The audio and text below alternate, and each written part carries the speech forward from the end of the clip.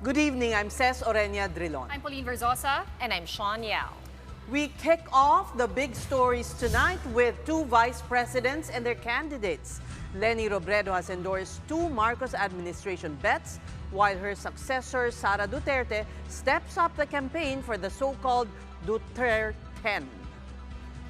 And the National Security Council confirms possible Chinese interference in the upcoming midterm elections, supposedly being boosted by troll farms. That Beijing connection is undeniable here as Chinese ships are once again spotted off the coast of Luzon. Strategize baka ako wicked. kung anong dapat gagawin kasi ang balak ko talaga sana kumikot lang sa mga tao. Tatabangan pa siya dahil haloy na siyang nagtatabang sa tuigdi sa naga.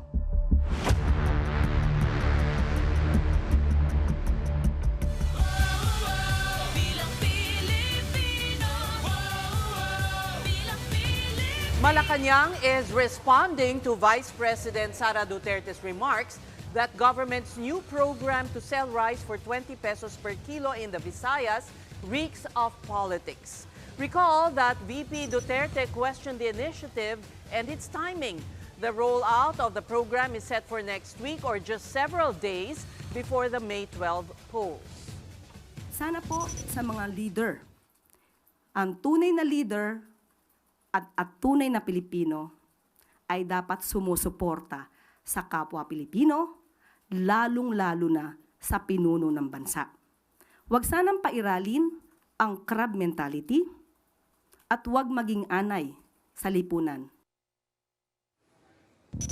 Meanwhile, VP Sara also confirmed she's now working to campaign for her father's bets in the midterm elections, which they termed the Duter10.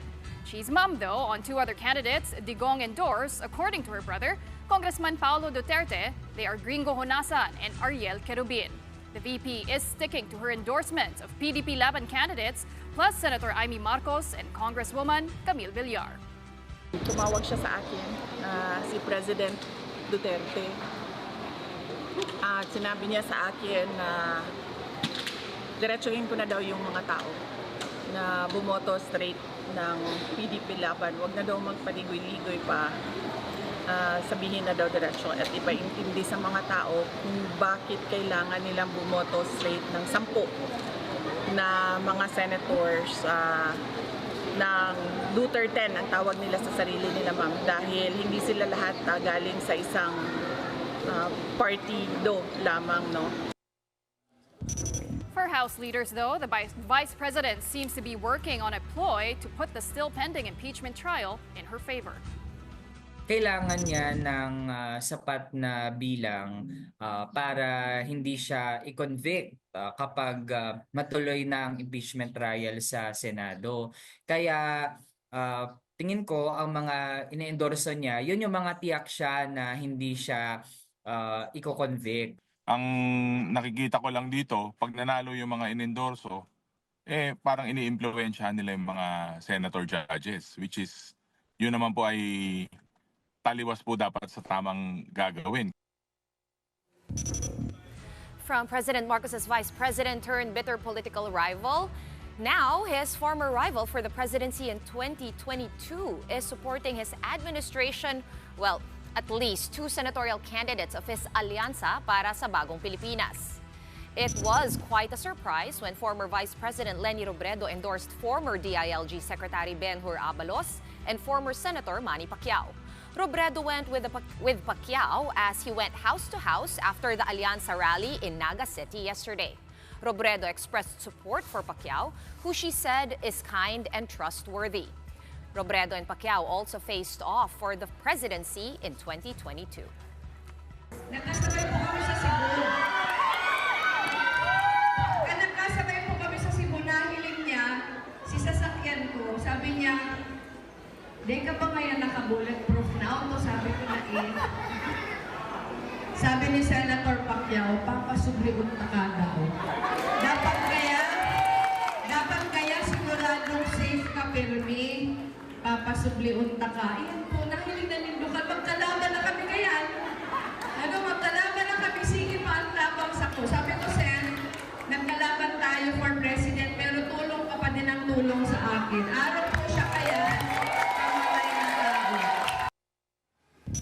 Robredo also chose to back Abalos' senatorial bid.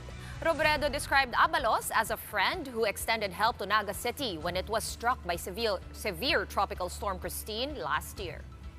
Tatabangan ta siya dahil haloy na siyang nagtatabang sa tuigdi sa Naga, lalo na po kang bagyong Christine. Nakapira siya digding balik para magtabang, tahimik sa nasipagdigdi pero sige ang tabang.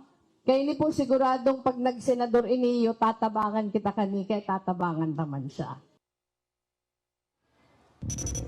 Now let's get some insights on this development from One News political pundit Ronald Llamas. First of all, how strong is Leni Robredo endorsement nationally? Well, we're not yet sure dahil nung tumakbo siya, it was almost 3 years ago.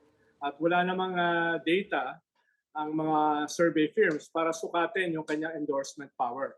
Pero from my vantage point, tingin ko meron pa siyang influence, especially dun sa not so insignificant na pink wave na tinatawag. At tingin ko ay sincero naman yung kanyang endorsement, even if others may disagree with it.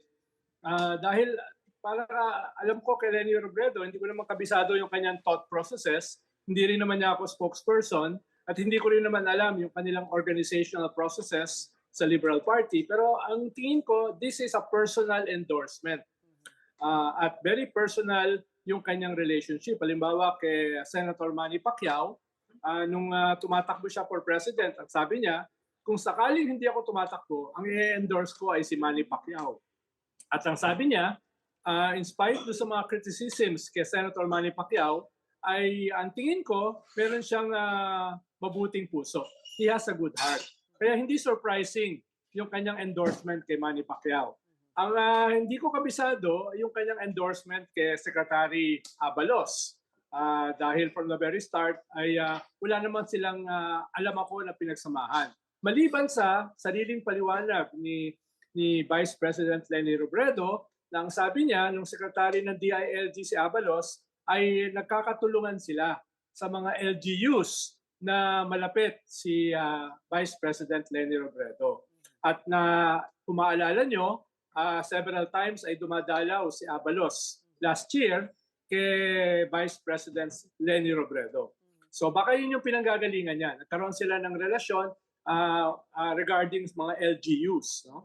Kaya yun yung from my vantage point, yun lang yung aking appreciation dun sa kanyang endorsement.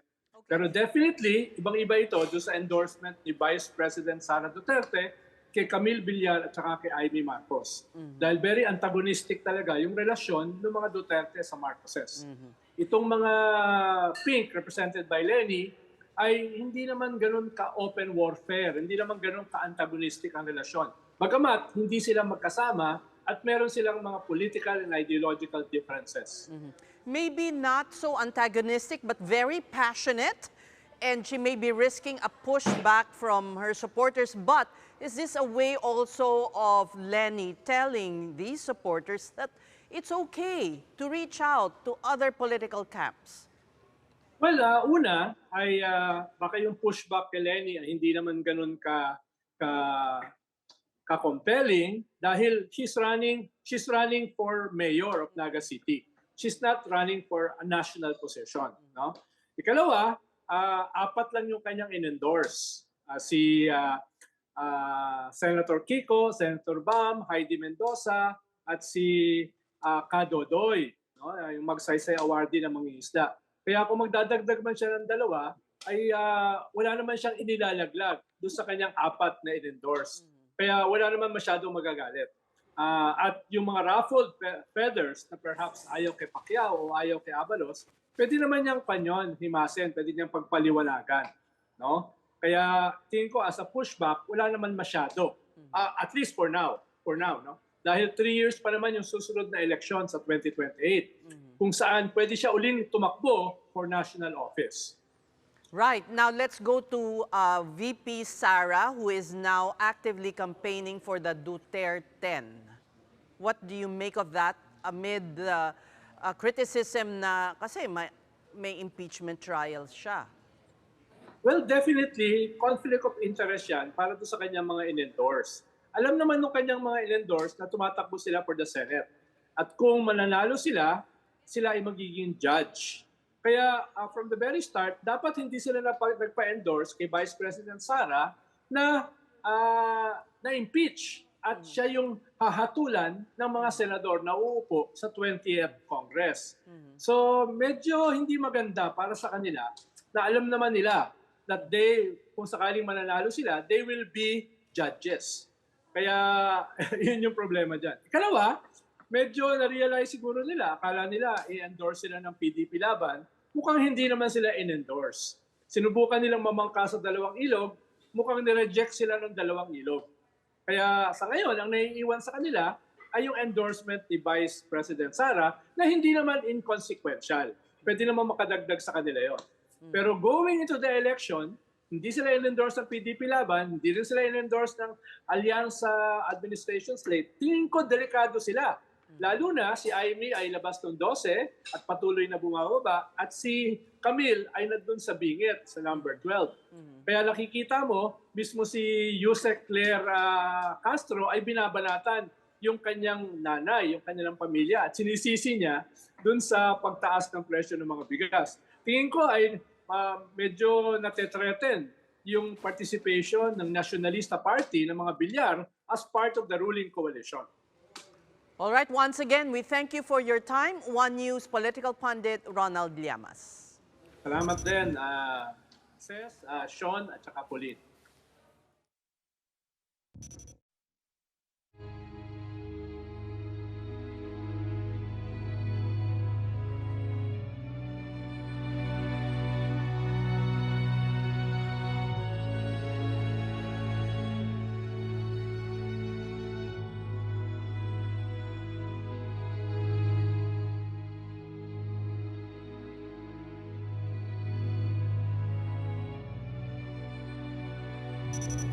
Tonight, President Bongbong Marcos and his wife Liza are off to the Vatican to join thousands of mourners of Pope Francis. For the latest, we have Jovi Francisco live from St. Peter's Square in the Vatican to give us an update. Jovi, what can you tell us about today? Kamusta yung security? Hinigpitan na ba? Dumami ba yung mga tao? From yesterday, Shawn, at let's discuss the numbers from yesterday. So before midnight last night, the Italian police released the estimated number of people that lined up for to view or visit Pope Francis at the Pope's altar inside the Basilica. That's 25,000, and you know that 25,000 figure is hindi pa lang sa cutoff ng 12 midnight. By that time, ang haba pa ng pila from the altar hanggang dito sa main road kung saan ako naroon, leading to the Basilica or the square. So they decided to extend for 6 hours yung viewing, meaning 6 a.m. na natapos. At mukhang dapat nga itutuloy-tuloy na yata yung decision hanggang 7 a.m. ay resume ulit. Ano? Pero the thing is, they need to close down the Basilica for cleanup at saka for preparation. So nag-break lang ng 1 hour, then balik na naman ulit yung mga nasa pila. At ngayon nga ay kahit umulan ng morning ay hindi natinag ang mga tao, Shawn. Hindi sila umalis sa pila nila. Siyempre nagdala na ng payong at ngayon ay tuloy-tuloy yung pagpasok nila sa Basilica. Yes, and Jovi, of course, following the morning of Pope Francis, what follows is the conclave, and that will be taking place around Mena, no? And among those who will be voting or electing is our very own Cardinal Tagle, one of 3 cardinals, 3 Filipino cardinals. But when we check social media, Jovi, there's been a lot of clamor from Filipinos, parang nangangampanya pa para kay Cardinal Tagle to be the next Pope. But what did the CBCP say about that? tama, Pauline, yung campaign online na nagaganap, ano, maybe because of the popularity of Cardinal Tagle, especially among Filipinos. Can I just say that na may effect na yan, ano? Dahil kanina lang while we were reporting doon sa mga earlier programs natin, lumapit yung foreign media, yung mga kasamahan natin dito na accredited. At nagtatanong na rin sila kung how to reach Cardinal Tagle because they want to interview him because nga of the yung parang mga usap-usapan online about him. So that led sa CBCP to come up with a statement discouraging our people or the Catholics to nagawin yung pagka-campaign lalo na online because yun nga hindi naman ito parang online contest, hindi ito voting for a fan favorite dahil ibang klaseng proseso ang conclave. And also the priests again reminded people, especially mga priests na nakausap natin dito, na parang meron pa munang funeral na iniintindi hanggang Sabado yan. And after Saturday, that's like 9 more days of mourning, meaning may mga activities like mga mass at saka rosary. Tapos ay saka pa lang dapat pag-usapan ang conclave. Okay, maraming salamat sa update na yan. Joey Francisco reporting to us live from St. Peter's Square in the Vatican. We're going to take a quick break, but coming up next, a Senate hearing reveals influence operations meant to disrupt the upcoming midterm elections, as well as troll farms in the Philippines allegedly funded by China. The details of that when the big story returns. Stay with us.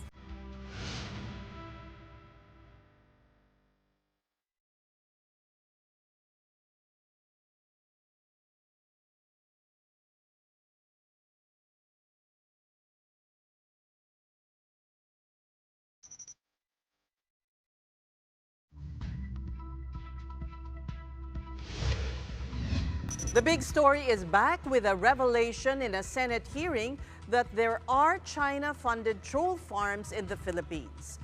Influence operations are especially active with the May 12 elections happening in 18 days. According to the National Security Council Assistant Director General Jonathan Malaya. Malaya is replying to a question raised by Senator Francis Tolentino if there were indicators of foreign interference in the Tolentino directly asked if China had ongoing operations to support or discredit candidates, to which Malaya replied in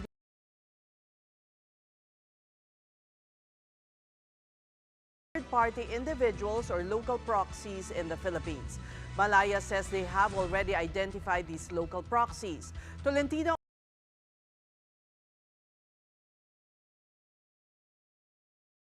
The Chinese embassy has yet to respond to this allegation.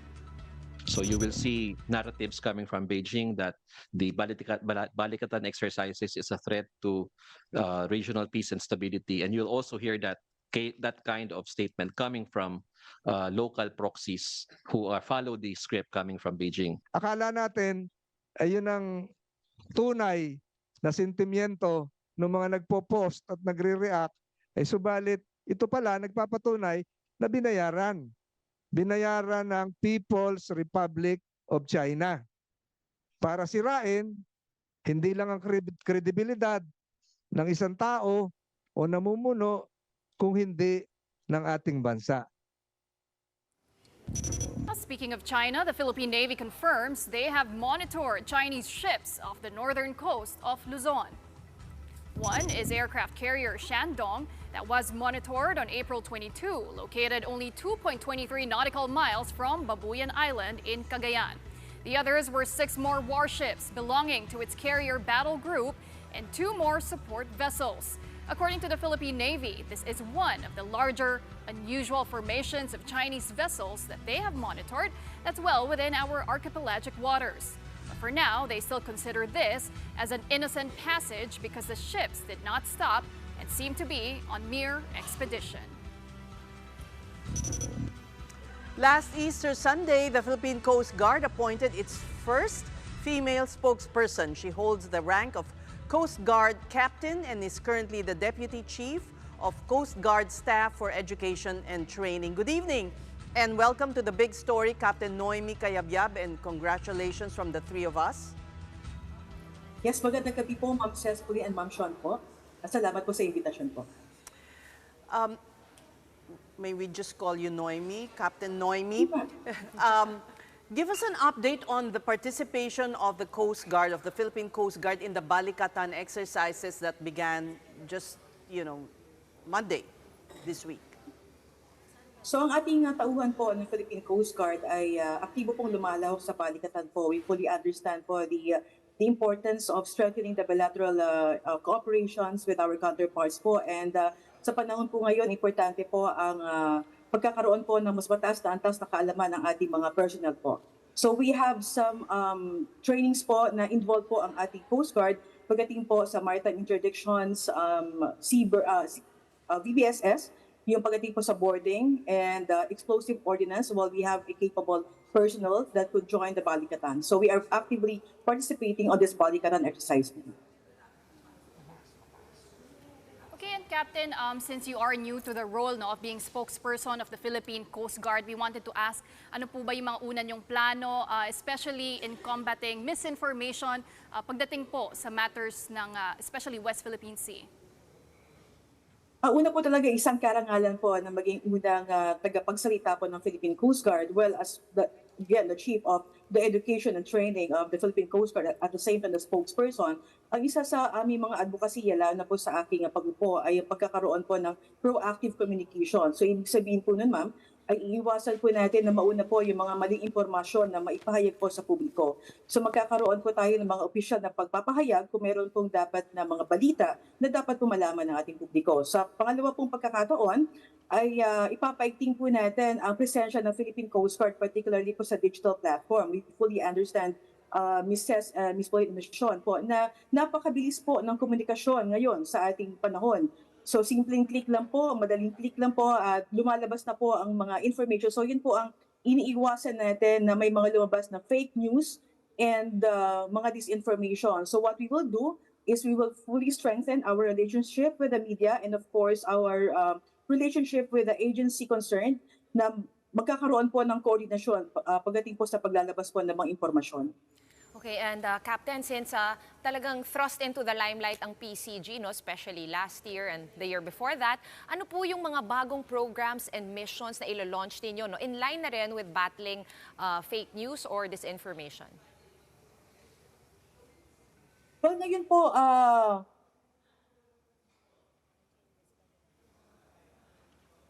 Captain? Can you hear us? yes, pwede po pakyot na naputol po yung ating ano. Okay. In line with the sobrang daming misinformation and fake news na kumakalat, ano po yung mga programs and missions that you have in store for the public, no, para makombat po ito? Again po, proactive po ang kailangan po natin dito. So sa side po ng Philippine Coast Guard, sisiguraduhin lang po talaga namin na mas mauuna po kami sa pagbibigay po ng mga opisyal na pahayag para maiwasan din po na mas mauuna yung mga maling impormasyon na ibibigay po sa atin. And again, tutulungan po rin po natin ang ating mga kasamahan sa, we have 16 regional districts po, so tutulungan po natin sila. We will capacitate them on how to properly inform and properly inform the public, specifically on the protocols and how to make a proper dissemination of the information. So part po yun ng pagbibigay po natin ng kaalaman at kakayanan po sa ating mga tauhan na maging mapagmatsyagin po kung paano po ibibigay ang mga balita po sa ating publiko. Captain Noemi, on the lighter side, we do understand that you're married to an officer of the Coast Guard as well. Tama po. Sino po ang boss sa bahay? Napakaganda pong katanungan. Well, napag-usapan po namin mag-asawa yan na kung kami po ay naka-uniforme, mas senior po kasi sa akin ng aking asawa. Pero syempre, Ma'am Ces, pagdating po sa bahay, alam po ng aking asawa na once na tinanggal na po niya ang kanyang uniforme, ako na po ang mas senior. But definitely, once we're in the service, no, po may mga officials engagement po, we truly observe the seniority. Again, it is part of the culture of the Philippine Coast Guard since we have this culture with the military to properly observe the seniority. Now we know why you were chosen as the Philippine Coast Guard spokesperson. Marami pong salamat, Captain Noemi Cayabyab. Yes, We're going to be pausing for another quick break, but when we return, we sit down with Vince Perez, whose company is putting front and center renewable energy in the Philippines. Don't miss that conversation. Keep it here on One News.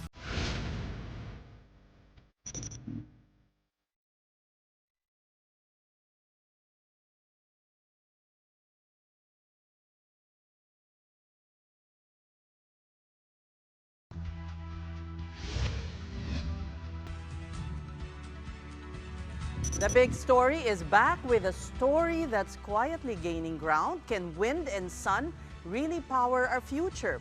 Here we feature initiatives that lead us to a sustainable tomorrow, one story at a time. Welcome to Sustainability.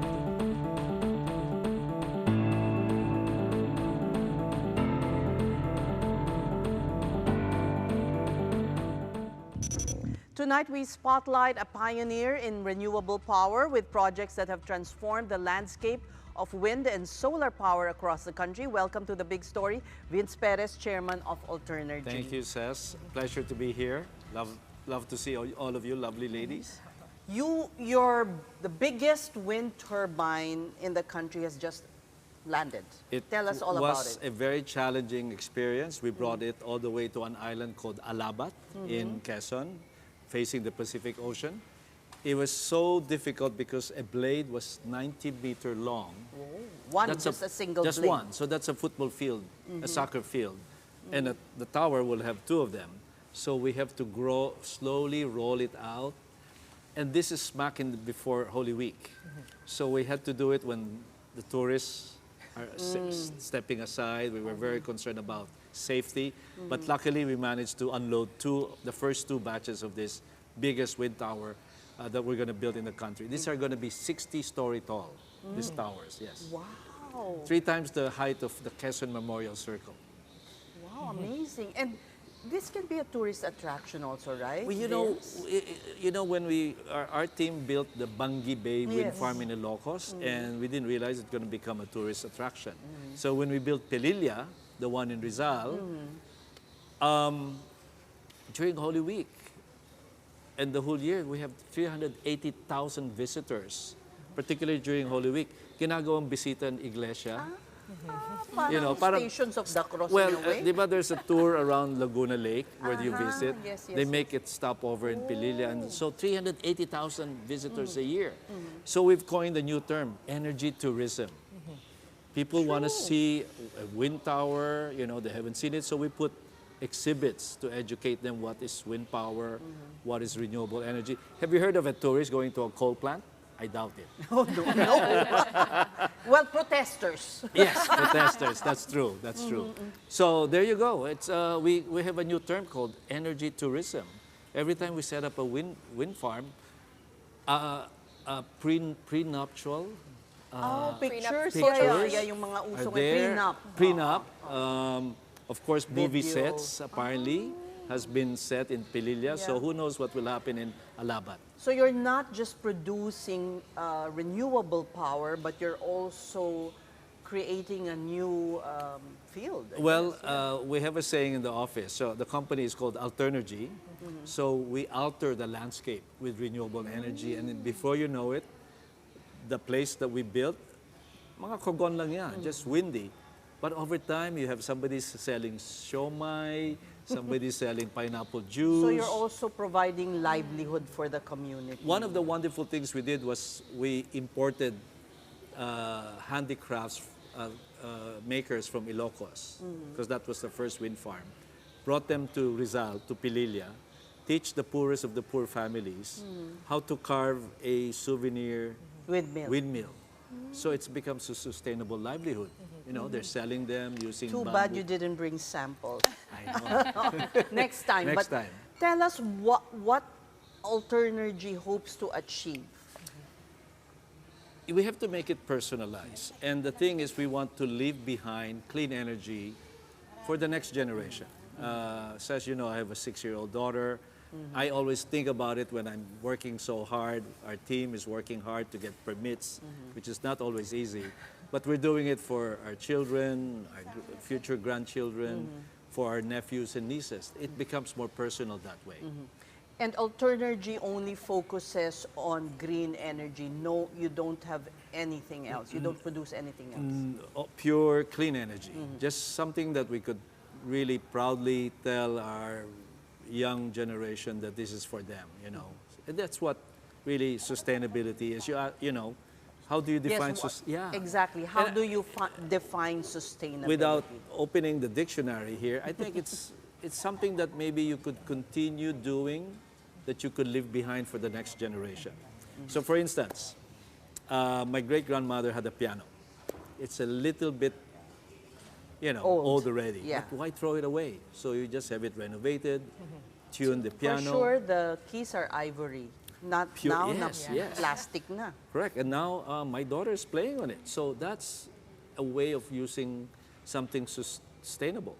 I know some of you are fond of dogs, right? Maybe Both all of us. them. Yes.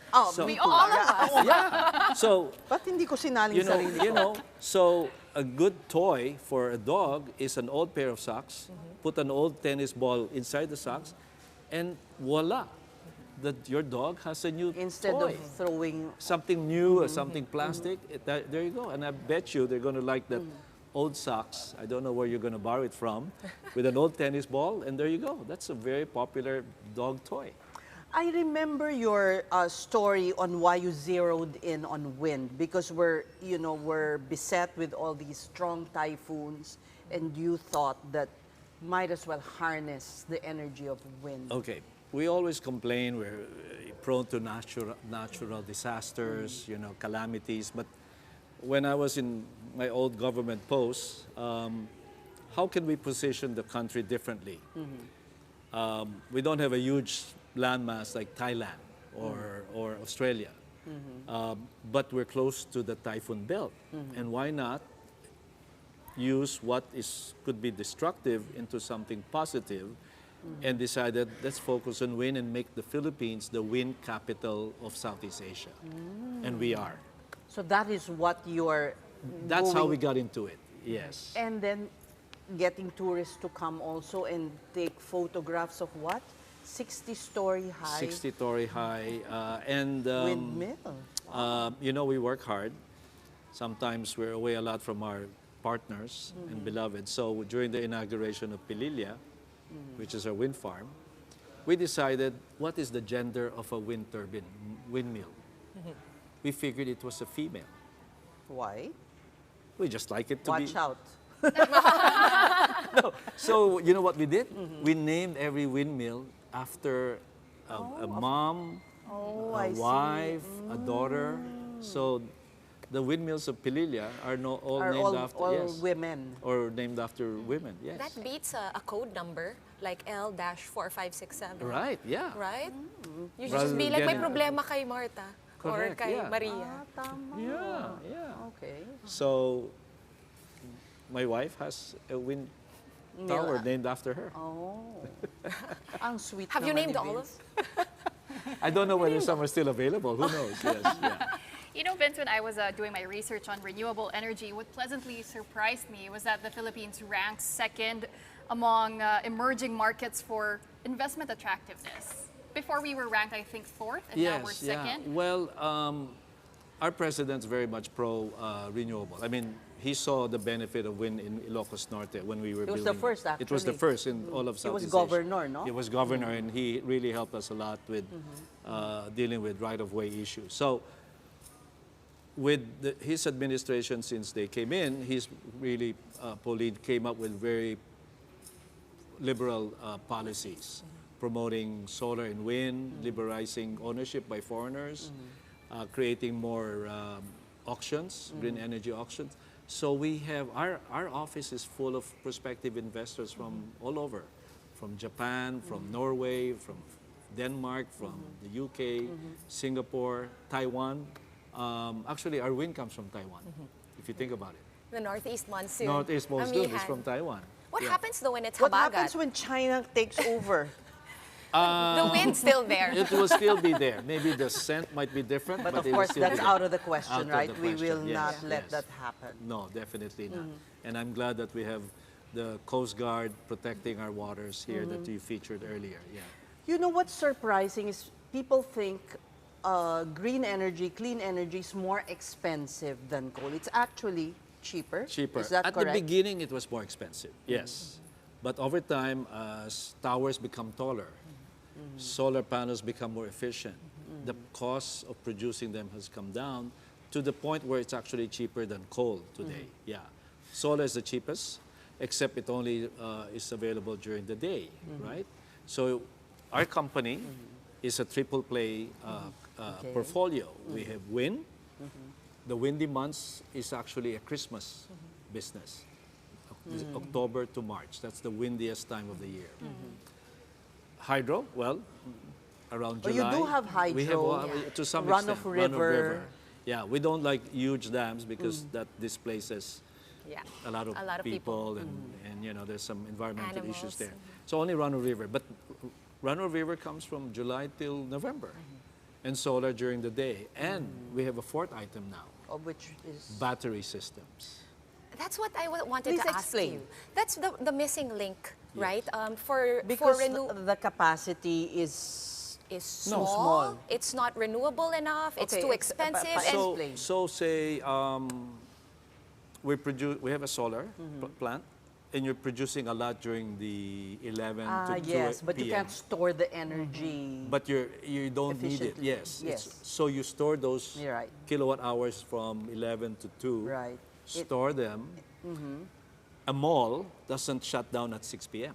Yeah. I bet you're still there at 7, 8, or 9. No, we're here in the studio.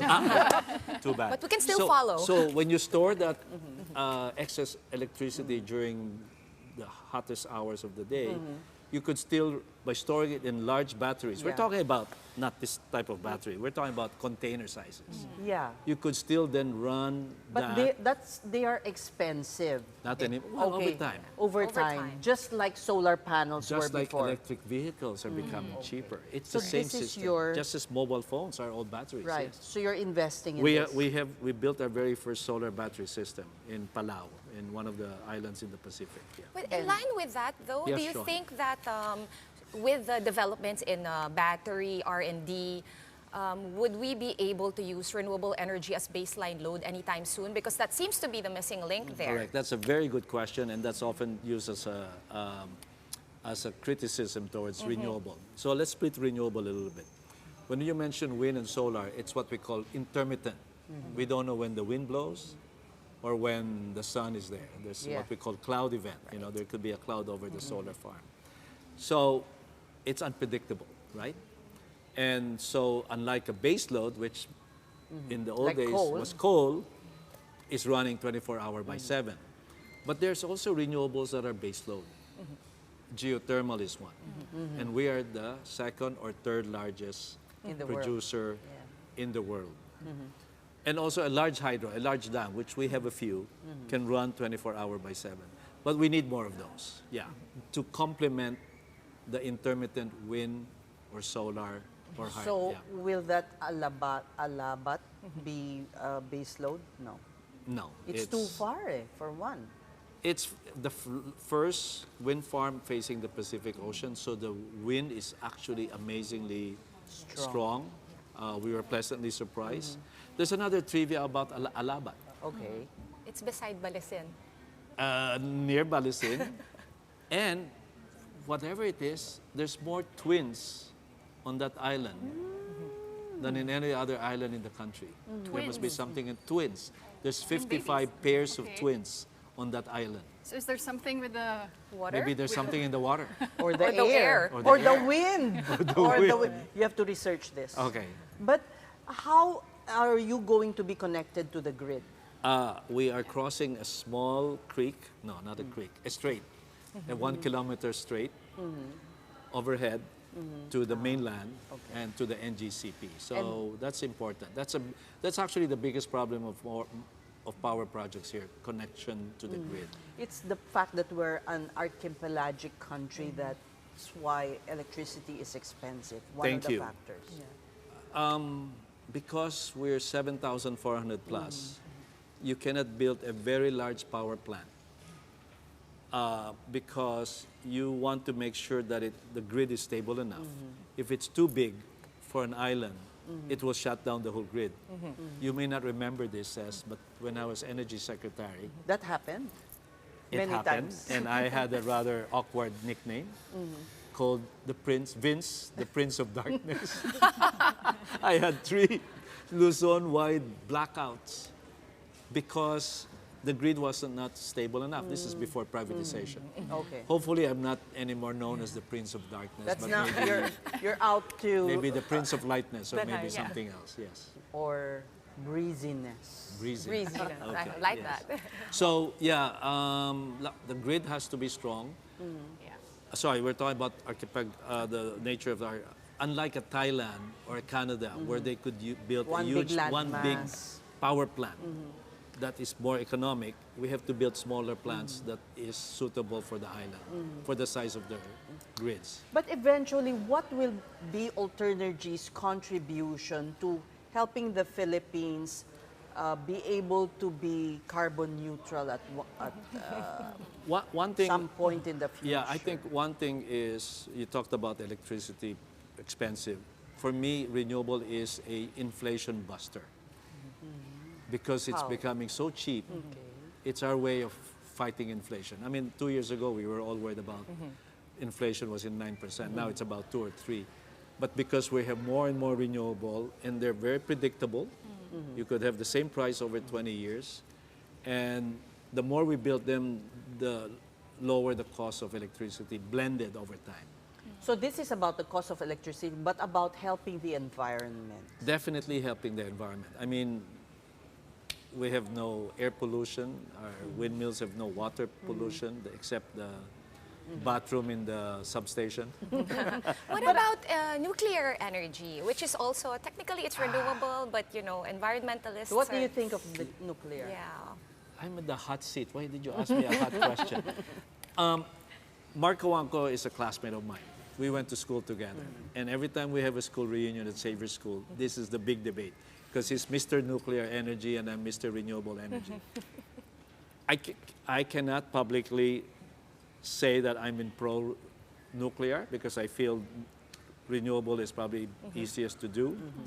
But for some folks, in some countries, they feel that nuclear Is the way could be a to good go. blend to, in an energy mix. But that's not, Not me for saying. Alternergy. That's not No, you saying it. no, no. We're not going to get into nuclear. Yeah. Well, Vince, you also have the government aiming for renewables to make up 35% of the country's power generation mix by 2030. That's 5 years from It now. is. Are we on track? Correct.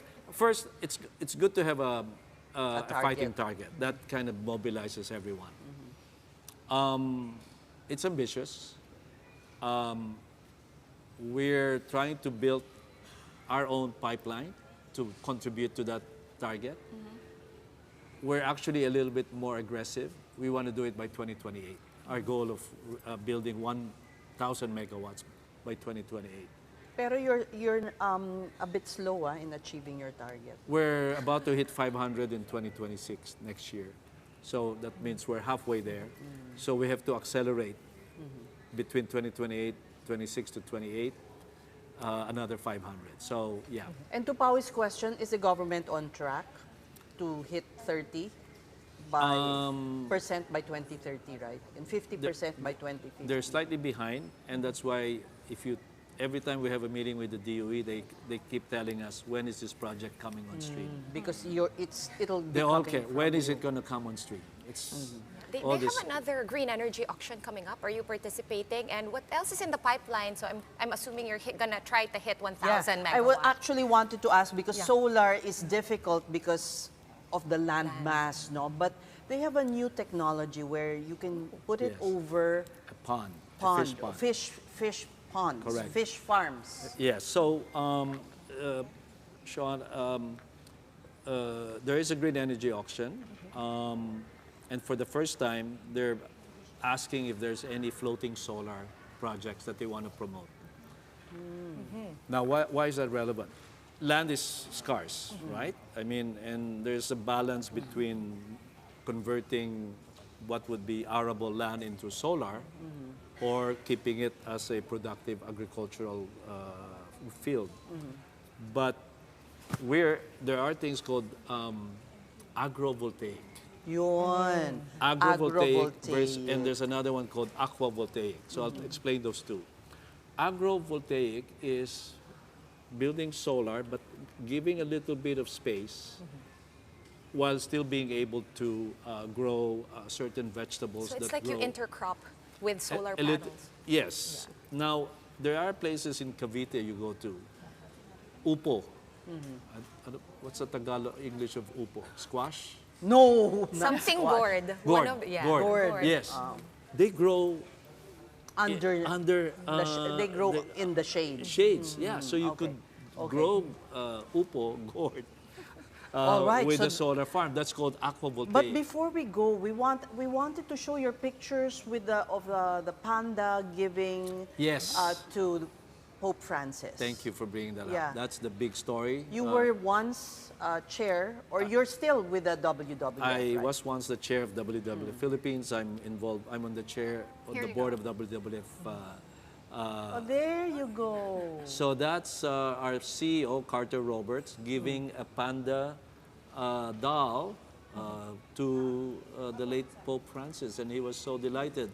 And the reason is that this beloved Pope Francis is probably the most environmentally friendly Pope we've ever had. In 2015, he came up with this encyclical called Laudato Si, Yes. Praise be to you in Latin, but it was really, he was lamenting consumerism, unfettered economic exploitation, and he was calling all of us to take care of our common home, Earth. What an amazing, it's a 185-page Yes. I should thesis. revisit it. Yes, and he really was concerned about climate change and making sure that we take care of our environment. An amazing thesis that he wrote. Thank you so much. We wish we could have you for an hour, but that's all the time we have. Thank you very much. Vince Perez, Chairman of Alternergy. Thank you for inviting me. It's been a pleasure. All right, before we go, we are making historic moves in the digital space, and this might be also tied into power, but our big picture for tonight is Vitro. This is the country's first ever AI-ready data center. Vitro Santa Rosa is a hyperscale capable facility that offers secure data access and storage, similar to a warehouse but for digital information. The inauguration was led by no less than President Bongbong Marcos, PLDT Chairman Manny V. Pangilinan, and ePLDT and Vitro Incorporated President and CEO Victor Genuino. This initiative is in line with PLDT's commitment to the government's vision of making the Philippines a digital hub in Asia. Right, that's it for the big story on this Thursday night. We are One News, all sides, all the time. Thank you for watching. Good night. Thank you.